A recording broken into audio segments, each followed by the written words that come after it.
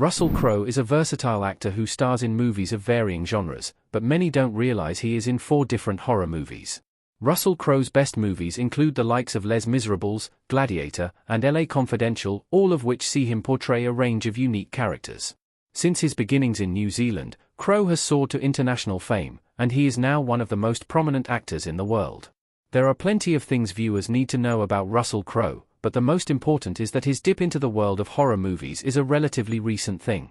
While the actor is known for providing gripping performances in hard-hitting dramas, some of the best biopic movies of all time, and hilarious comedies, Crowe doesn't typically take on characters who are vicious and brutal. While some aren't well received and others are fantastic, it's worth taking a look at Russell Crowe's horror movies. The Exorcism, 2024. Role: Anthony Miller.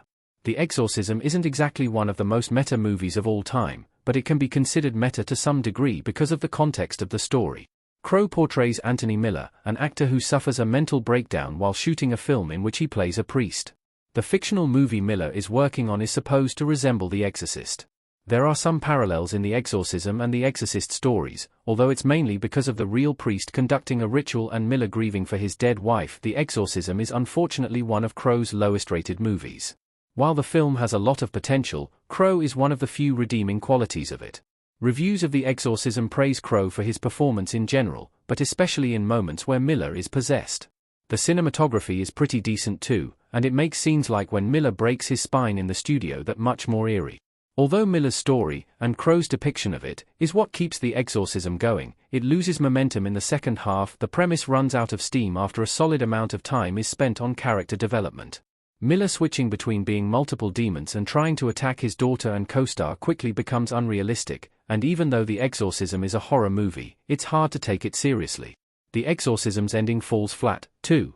The final battle feels anticlimactic when, after all that drama, Father Connor is killed rather than Miller, and there's little explanation as to what happens next, other than Miller and Blake's relationship slowly healing. While there are some good things about The Exorcism, the star-studded cast and strong story is simply poorly executed, which is disappointing.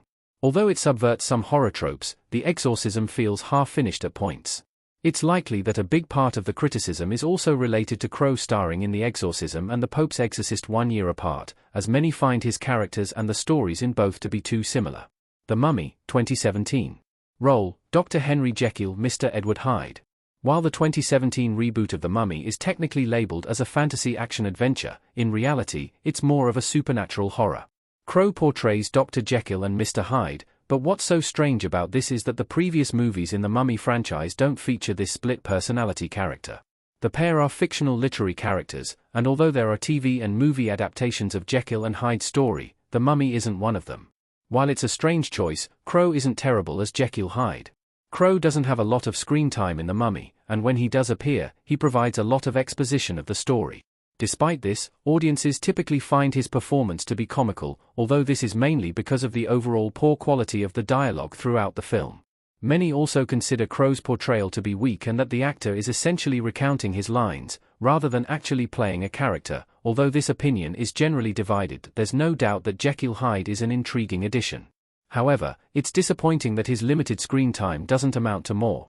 It's strange that he reveals his intentions to let Set possess Nick's body completely, which sets him up to be a possible secondary figure, yet at the end of The Mummy, he stands with Jenny as if nothing has happened.